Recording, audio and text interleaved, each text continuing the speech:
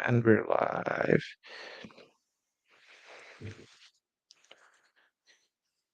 Um, okay, mic check.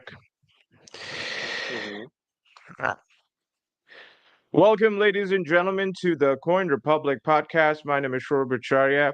I have resumed the podcast for the first time ever in 2024, post our Dubai event that happened on 17th January at one of the flagship event spots in Dubai. And then I got to meet a phenomenal person during that event, and I wanted to have him on the show to extensively talk about the trends in Web3 marketing from a studio and an agency perspective. All the trends we're going to lay it out for y'all to consider to be a part of your Web3 adventure. It is my honor to introduce you guys to the screen, the founder and CEO of Cryptocmhg, Mr. Vlad Stratensko. I, I guess I butchered your last name over there. Yeah, man. Welcome to the Thank you so much for having me, man. Nice to meet you. It's an honor to have you here. We met in Dubai for the first time. You live in Dubai, so let me lead with that question. Why are you in Dubai? What makes it special? Oh, man, that is a truly exceptional city because you have really different groundbreaking experiences living in Dubai, right? So it lifts you up significantly, each particular area in your life, lifestyle, business, hobbies, all that stuff sort of, taking off. And month number 2, I started to feel, baby, I'm at home. I don't want to, get out of Mhm. this place. That's really fine. Now, you've launched and exited multiple companies before Crypto C. Can you tell us about your early entrepreneurial journey and what key lessons you learned from those experiences? Yeah, man, that's a wild hustle, to be honest with you. I've started 11 companies. 8 of them have significantly failed. From 2 of Mhm. them, I've made exits. That was the first company was the IT company where we have aggregated all of the cars from the Mhm. insurance parks as well that can be shipped around the globe to the countries of the people. So that was the first. And the next company was the constructional company in the micro repairing segment as well. And then one is still going, it's a Cryptocmhg. And a lot of stuff actually I've understood from being the full-time entrepreneur 24/7, 365. It's the key lessons I have tattooed on my skin. The first is that consistency is the key actually, and when you build something truly community centric, it's easier for you to go out there and try, because when you rely completely on the advertisements, right? Man, that's a bad, Mhm. bad sign for you, because customer acquisition costs day per day are rapidly growing, right? And you need to ensure Exactly. that your product is enough and you are heard from the right audience and you deliver the key message for them. And having in mind the Mhm. idea that you've built a community around you helped you significantly to go out there and just actually outperform everybody from the space. And actually, one more thesis I've understood from being this kind of wild entrepreneur and doing all that stuff in the business is dedication is the key. When you dedicated Mhm. enough, when you actually lost your mind in what you do, man, you really ensuring that your chances to win are rapidly growing. That's the Mhm. that's the takeaways from that. And is that one of the reasons why you started Cryptocmhg? And I guess you guys, identify it now as a Web3 marketing studio. How is it different from a Web3 marketing agency? What's the difference? It's just a linguistic twist. Okay, good question. So, agency business is kind of when you buy into social media management, those guys are kind of renting you one social media manager that are trying to manage your communities and giving you away 20 hours per week, let's say. No dedication, no completely going in depth research, business development, and the different parts that can lift up your business. Because you've just bought the social media management and the agency. I mean, being in the shoes of agency, you actually don't care as much as you can care about being in the studio, because in the studio we are developing our projects internally. We also do help some business development. We also help with the fundraising stuff and that type of questions. And the core idea here is to perceive each project as our own, because when you agency you have a lot of projects going on through your pipes. But when you're studio, you kind of narrowing down at those winning horses and trying to invest all you have, man, resources, time, money, everything you have, because those gems are going to be the next big tech companies of tomorrow. That's the key, I would say, differences between agencies and studio. Now I'm going to quote one of your posts that I saw on LinkedIn. And I quote, measuring NFT marketing ROI is notoriously challenging. Based on your extensive experience and 1,000+ calls with founders, you have shared a lot of data-driven approach to evaluating the success of NFT campaigns. My question is, how do you go beyond primary and secondary market metrics to assess factors like community engagement, conversion rates, and key marketing KPIs, and funnel optimization? And what was the 1,000+ called about? Can you shed some light on that? I thought of that to be fairly interesting. It's a great question. So what I've extrapolated from those 1,000 calls I've made with the founders, with the executives from the Web3 projects, is that those guys are actually building the next big phase of the internet. And a huge shout out for everybody who are involved in this sort of building process, when they are rapidly changing the lifestyle that humans can, in terms of interacting with each other. So, and it's actually great. So shout out to them, first of all. And the second part of that is, a lot of those guys cannot really understand how Web3 marketing works. Because Web2 marketing, everything is super, straightforward. You understand digital advertising, you understand the funnel, understand the content, everything is clear. But when it comes to the Web3 marketing, what the hell is Web3 marketing? How to identify? I mean, what is the difference between that, right? And a lot of guys, they're pretty, I would say, focused at building the product, but they forget about the marketing, to create demand beforehand, to think about the customer experience, think about all those necessary stuff that can be perceived from the casual, from 9 to 5 people from the Web2 world as a great extension of their life, because we are building eventually for the planets, for the humans, right, that live on Earth.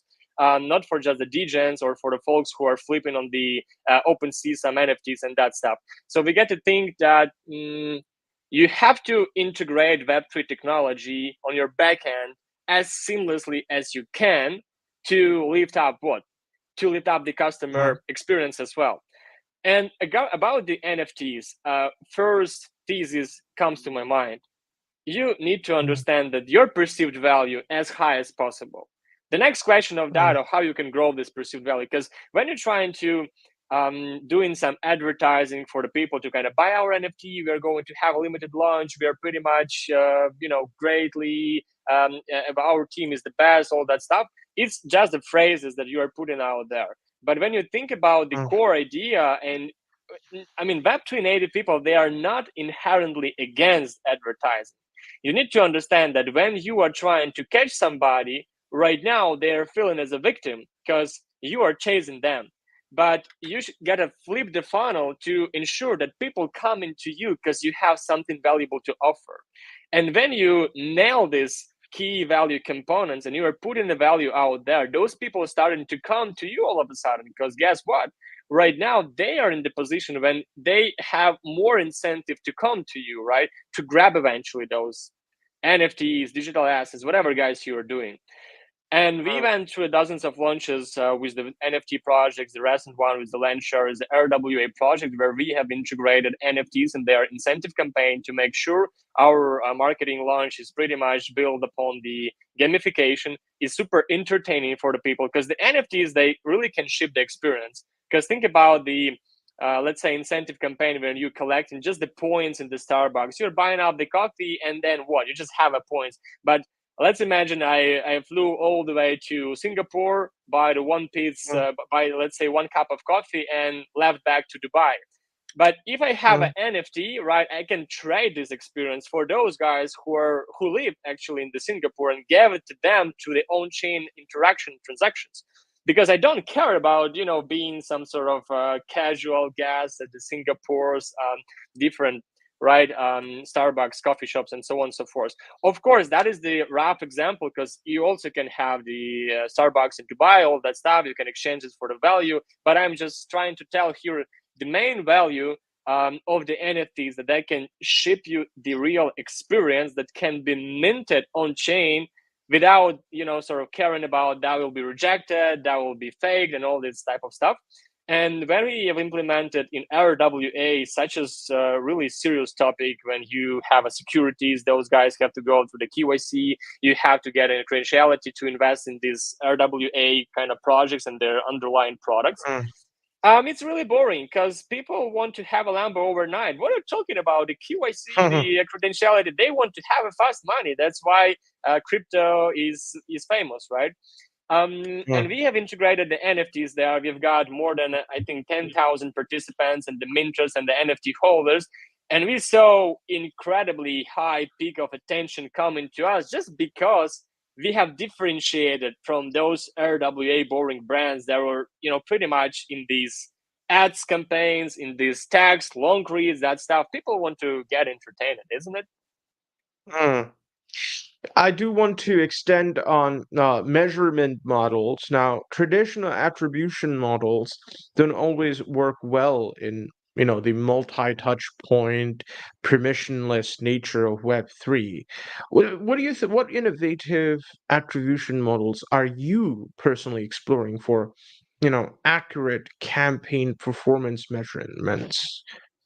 KPIs, It's a great question. Thank you so much for that. I mean, you have well prepared for the interview. Appreciate it. Regarding this question, let's just assume that the Web3 funnel is flipped.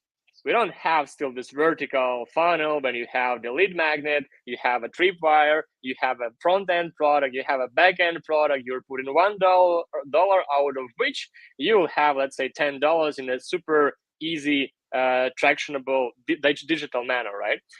Let's assume it's a flipped funnel. What I mean by saying that, we have a layers, right? We have this kind of layers that's built on the top of each other, and you have a multiple points of entry, right? When people can, like, let's say we are on the acquisition layer. What do we have here? Different traffic sources, where our key task is to lower the cost per mile to kind of buying for the less cheap price the actual user to our marketing campaign, to actually attract people's attention by not paying all the money in the world, right?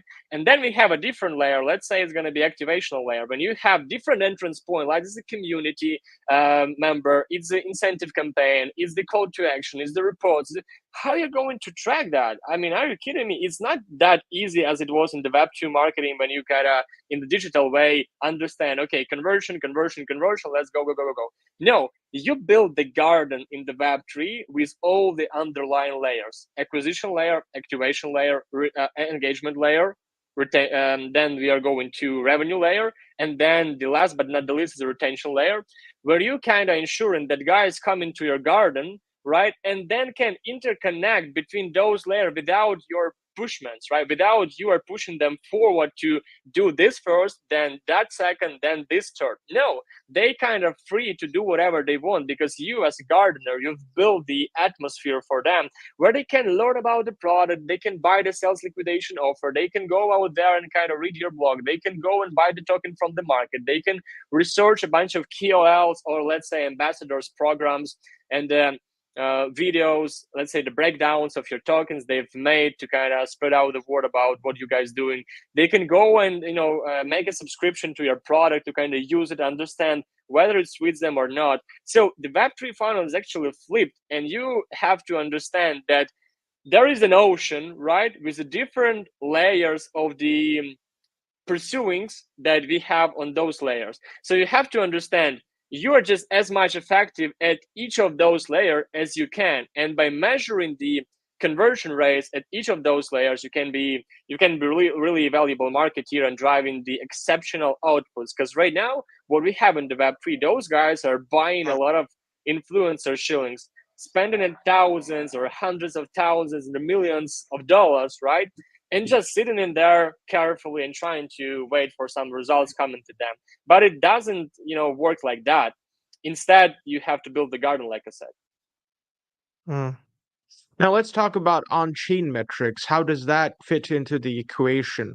Now, beyond basic on-chain metrics like transaction volume, token holdings, what advanced on-chain points do you utilize to understand, let's say, user behavior?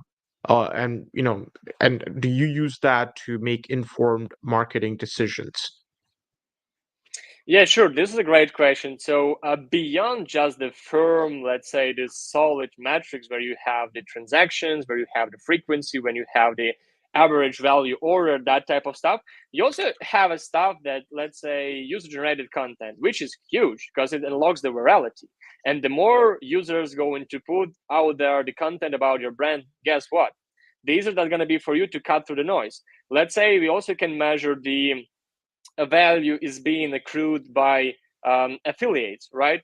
It also works in the different contexts where you have to build the funnel, when you have to attract those guys coming to you and ensure that, okay, this snowball effect gets bigger and bigger and bigger if I trying to build something valuable for the people, and let's say they're coming there and absolutely I would say they have enough incentives to just pushing it forward. And then you also have lifetime value. The LTV is pretty important, right? Because a lot of Web3 founders don't think about this as they should. Because everybody cares about the buying pressure coming to them, the amount of token holders, and the amount of community members. But who cares about the engagement? Who cares about lifetime value? Who cares about the real product kind of data that shows the value of the product itself? Because if the product, enough valuable, there's not a big question where or when the people will pick it up as a sentiment and make this project as a next rock star. So I pretty recommend for the people on our consultations, on our strategic marketing breakdowns, to really understand that there's much more than that, than just measuring the on-chain metric. Because you have to measure the enjoyment rate in your community, you have to measure the engagement, you have to measure the user-generated content somehow, you have to measure lifetime value, you have to measure through the customer developments the real rough data sets people do have about your product. You really have to measure a lot of stuff that can be properly measured, you know what I'm saying? But you have to feel it Exactly. somehow. This is what I'm talking about. Yeah, I mean, you mentioned it another LinkedIn post. I've read your LinkedIn, which is kind of like a blog. I love it. Virality formula, where you had metrics like relevance, novelty, emotional triggers. So yeah, I understand what you're doing. It's very, very intelligent. Pairing it up with on-chain data is definitely paramount. And I guess average Tom, Dick, and Harry doesn't get it. Uh, Yeah. so but let's talk about cryptocurrency a little bit more. You boast 3.5 million reach. Can you break down how this engagement is distributed across different channels like social media, email marketing, and events? And can you highlight which tactics have driven the most significant audience growth?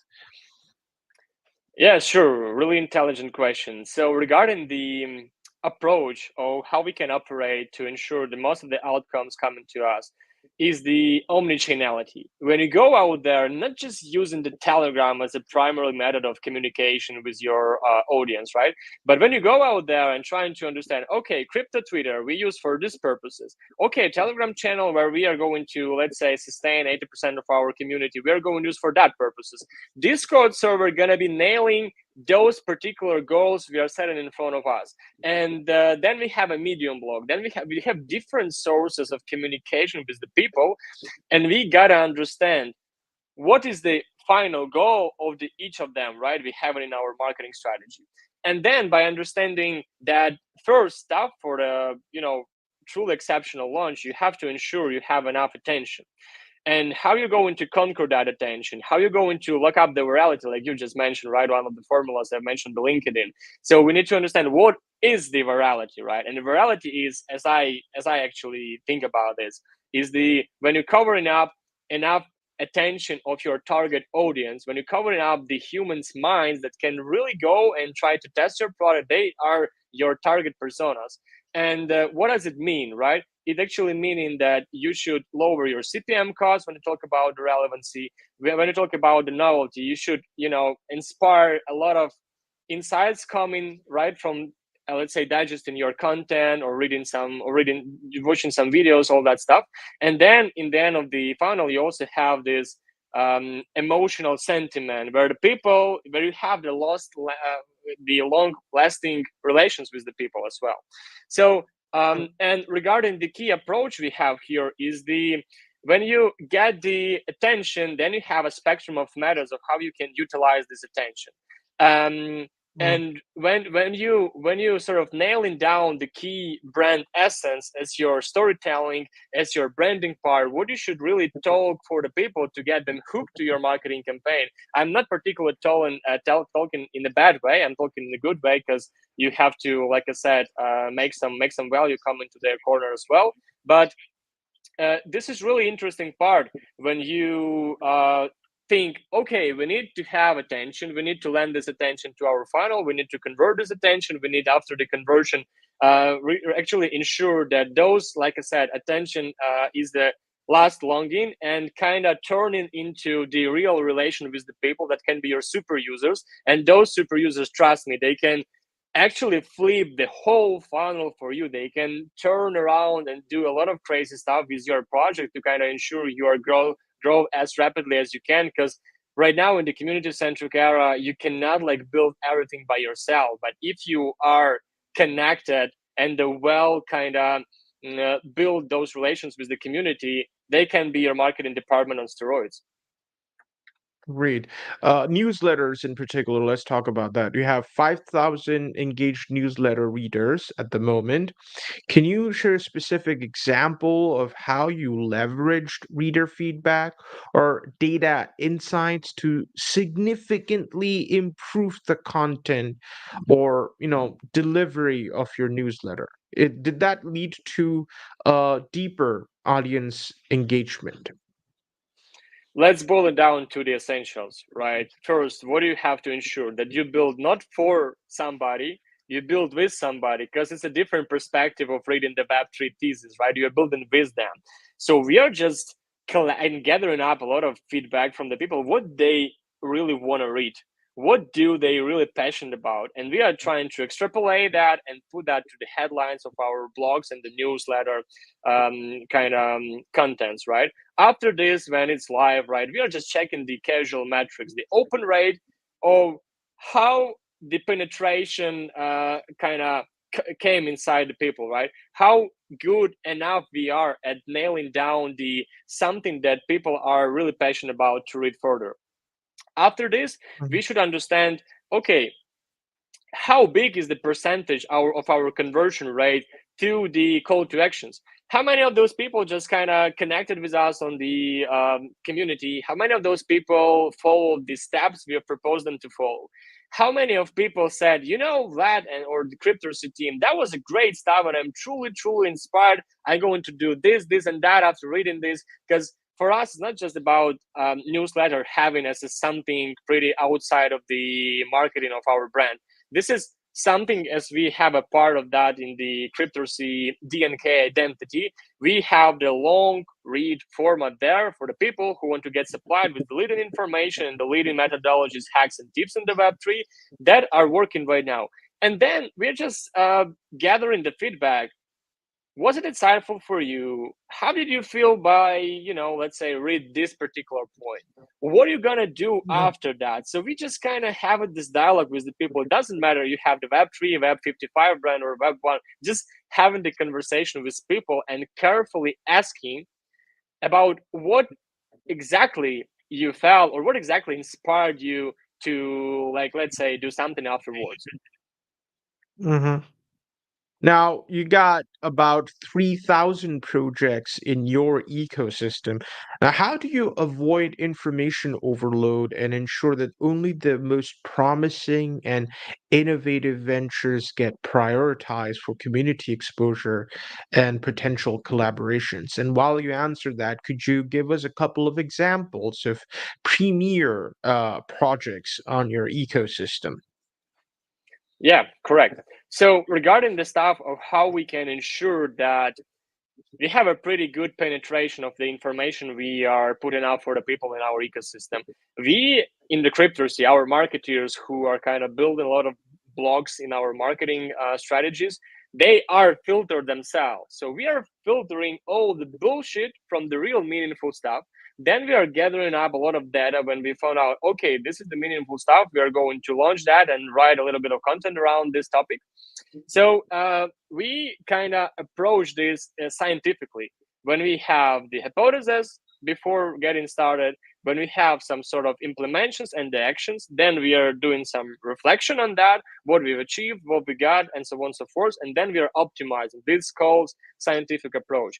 And so we serve as a shield of the filter that ensures, okay, in the cryptocurrency ecosystem, blog, Twitter, community, Telegram, whatever, guys, you're reading us, we kind of given for you as much value as the space offers right now, because we read everything, because we went through everything, because we actually on the same page with the market, because um, I'm the guy that stands behind the scenes of the biggest launches in the Web3 and understand kind of how it works. So it's really, I would say, impossible to ensure that all the information is not messing around people, because yeah, there are a bunch of stuff they are really sort of paying their attention to, and we cannot ensure that, okay, we saying this here, saying this here, this here, and it doesn't kind of messing you up, it doesn't kind of confusing you, because you are consuming a bunch of information outside of the cryptocurrency. And that's why we are trying to be as much narrowed down as we can by supplying people with the bytes. What actually you need to know, one thing that will help you to be better. What do you need to implement in terms of, let's say, one tool or the instrument of your marketing funnel that will change the outcomes you're getting? And this is Mhm. sort of approach. And afterwards, regarding the guys who are in our ecosystem, we have a lot of tier one brands sitting in there. We have a lot of guys who are actually from the top 100 coin market cap. We are building the dialogues with them. On the Wednesday, we will have the biggest RWA panel discussion on Twitter with the Polychain, Mm. with the Starbucks, with the Landshare, biggest RWA protocol on the BST chain as well. So we are just delivering value for the people by giving them the garden where they can connect with each other, they can speak about their cases, they can probably hire some consultants or the marketers, or they can connect and go on the AMA session. They can do some launches together. They can participate at each other incentive programs and so on and so forth. This is kind of golden triangle. From the first part, Mm. we help them to have an access to the capital, because we are also co-investing in the projects that we are working with. The next part is the media reach, because a bunch of influencers are working with us, a bunch of PR outlets, and that type of stuff. So we are just ensuring that you have enough, let's say, brand awareness as if you are inside our ecosystem. And then the last but not the least is the skill set, because I have a beautiful team of Sodi, and those guys are being well educated, because I've been teaching them since 2021, I guess, about doing exceptional launches in the Web3 marketing. So we are hoping Mm. in those campaigns and trying to nail down the expected results that builders do have for the quarters, years, or whatever time periods we can. We have one of the final questions I gotta ask. You're very well informed. Do you come from a computer science or information technology or cybersecurity background? What? Not at all, man. I'm a marketeer. All my life, Hmm. I've been doing businesses, and I'm not a Business, techie right? guy either. So I'm kind of was the CEO, but not in the casual way of translating this. I was the chief everything officer, but my main kind of superpower was the marketing, and that's why I kind of more the marketing guy than the techie. So follow-up question on that, because you're so well informed and you teach your, employees as well. a couple of tips for those non-technical guys who want to make that digital change. Podcast, books, what do you refer to? How do you get self-taught in the Web3 space? I cannot name you any of the podcasts or the Web3 books or different kind of sources, except the blogs and the newsletters of some of the people that are really delivering actual information. One part I can recommend is to go out there and speak with the people, because life happens right now, and the books, it's just a extrapolation of something that happened before and some sort of analysis put it there. But Web3 is so drastically changing every day, and you got to ensure that you have the fresh information, you are on the same page with the market. And that's why you should go on the conference, you should go on the meetups, on the some sort of networking circles that will connect you with the really radicalized minority of people who are building the next big phase of the internet. And you will be supplied with the leading data sets and the setups that will help you to understand Web3. But also what I do, right, in my casual life to be kind of on the same page with the market, understanding what happens now, is I dedicate 2 hours in my day by just writing content for the newsletter, for my LinkedIn. I'm pretty much active there, for the Twitter, for our clients, and so on and so forth. Then I'm consuming a lot of information. That's why I said I'm kind of defending shield that actually filters all the information and telling for our marketers, guys, it's better for us to, let's say, do a little bit of research about this topic, that topic, and this topic, and then we can put out there and list this for our ecosystem to get supplied with the leading knowledge setups that will really help them change something if they want to, right? So that's my short answer. I can vouch for that. I did see you in action, face to face here, networking with folks, and your LinkedIn is quite stacked as well. So there you have it, ladies and gentlemen. If you want to get in touch with Mr. Vlad, go ahead and follow him on LinkedIn, or maybe go to the bio and you can find him in any other networking event you want. He's Correct. very, friendly in person. So all right. Thank you very much, Mr. Vlad. I can't pronounce it. But I'm definitely interested in covering you guys more extensively. And it's an honor to have you on the podcast. Thank you so much for having me. Great question, well prepared host, and yeah, appreciate your time. Thank you so much for the energy. Sure. See you soon. All right. Thank you. Catch up later. And it's done.